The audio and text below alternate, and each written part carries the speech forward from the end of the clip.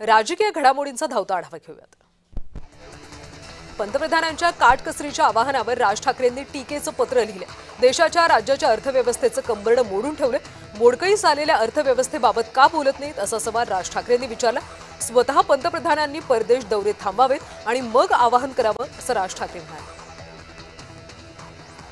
पंतप्रधानांनी जे आवाहन केले ते यापूर्वी राहुल गांधी यांनी सांगितलं होतं अशी प्रतिक्रिया बाळासाहेब थोरात यांनी दिली।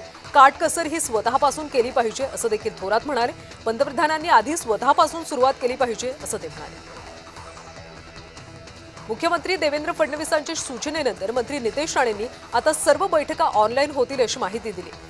इलेक्ट्रिक वाहनांचा वापर करा अशा सूचना राणेंनी मत्स्य आणि बंदरे विभागातल्या अधिकाऱ्यांना दिल्या। मोदींवर एकनाथ खडसे यांनी टीका केल्यानंतर नारायण राणे यांनी एकनाथ खडसे यांच्यावर टीका केली होती। त्यावर आता एकनाथ खडसे यांनी प्रत्युत्तर दिलं। नारायण राणे अपुऱ्या माहितीच्या आधारे बोलतायत। भाजपला काही अंशतः माझी मदत झाली असून त्यामुळे नारायण राणे आता उड्या मारतायत। त्यांचं हे बोलणं आता योग्य नाही असं खडसे म्हणाले। पंतप्रधानांच्या आवाहनानंतर सामाजिक कार्यकर्ते अंजली दमानिया यांनी प्रतिक्रिया दिली। सामान्य माणूस भरडला जाणार, सरकार कधी जागं होणार अशा शब्दात दमानिया यांनी पंतप्रधानांच्या आवाहनावर प्रतिक्रिया दिली। मोदींनी निर्णय घेतलेला नाही, जनतेला आवाहन केले अशी प्रतिक्रिया चंद्रकांत पाटील यांनी दिली। तसंच त्यामुळे मोदींनी पवार साहेबांना विचारून आवाहन करायचं का असं खोचक सवाल चंद्रकांत पाटलांनी पवारांना केला। नवीन राष्ट्रीय कार्यकारिणीच्या यादीमुळे राष्ट्रवादीमध्ये पक्षात व्यापक चर्चा सुरू आहे। नवीन यादीनुसार वगळण्यात आलेल्या प्रमुख नेत्यांमध्ये प्रफुल्ल पटेल, सुनील तटकरे, छगन भुजबळ, मुश्रीफ, दिलीप वळसे पाटील, ब्रिजमोहन श्रीवास्तव, वकील जलालुद्दीन आणि वायपी त्रिवेदी यांचा पत्ता कट झाल्याचं समजतं। राष्ट्रवादीच्या नव्या कार्यकारिणी पत्रावर सुनेत्रा पवार यांनी एक्स पोस्ट करत स्पष्टीकरण दिले। माध्यमांमध्ये फिरत असलेल्या पदाधिकाऱ्यांच्या यादीमध्ये टायपिंग एरर असून ती लवकरच दुरुस्त करण्यात येईल असं त्यांनी म्हटलं। पत्रातल्या लेखनी चुकीची देखील आता चर्चा रंगली आहे।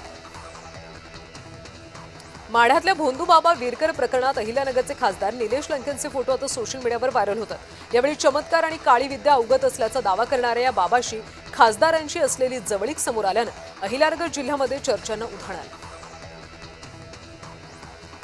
भाजप पदाधिकाऱ्यांनी पूर्व उपनगरामधल्या नालेसफाईचा पाहणी दौरा केला।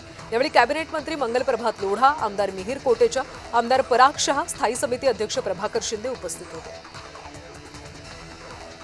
काँग्रेसचे नेते बाळासाहेब थोरात यांनी मंत्री चंद्रकांत पाटील यांची भेट घेतली। सिंहगड या शासकीय निवासस्थानी भेट झाली। सूत्रानुसार शेतकऱ्यांच्या प्रश्नांसंदर्भात भेट झाल्याची माहिती।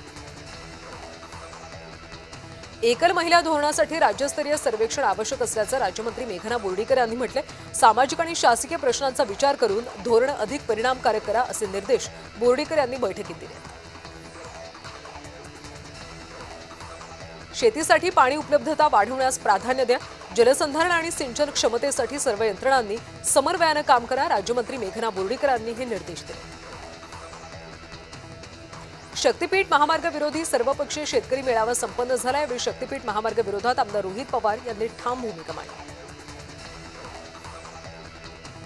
आसामच्या जनतेनं विकासाच्या मुद्द्यावर मतदान केल्याचं उपमुख्यमंत्री एकनाथ शिंदे यांनी म्हटलं। हिमंता बिस्वा शर्मा यांना विकासाचा वेग आणखी वाढवण्याची संधी मिळाली। जनतेचा विकास निश्चितपणे होईल असंही शिंदे म्हणाले। आसाममध्ये सुनेत्रा पवार आणि पार्थ पवार यांचं भव्य स्वागत करण्यात आलं। यावेळी सुनेत्रा पवार मां कामाख्या देवीच्या मंदिरात दर्शनासाठी गेले। यावेळी दिल्ली आणि गोवा राज्यांच्या मुख्यमंत्र्यांशी त्यांनी सदिच्छा भेटही घेतली। सीवूडमध्ये उद्यान, गटर आणि डस्टबिन घोटाळा झाल्याची बाब राष्ट्रवादी काँग्रेसचे जिल्हाध्यक्ष भरत जाधव यांनी उघडकीस आणली। यासंबंधी विधानसभा उपाध्यक्ष अण्णा बनसोडे यांच्या समोर झालेल्या सुनावणीत मनपा अधिकाऱ्यांनी घोटाळा झाल्याचं मान्य देखील केलं असून पुढच्या काही दिवसात दोषी अधिकाऱ्यांवर कारवाईचे निर्देश देण्यात आले।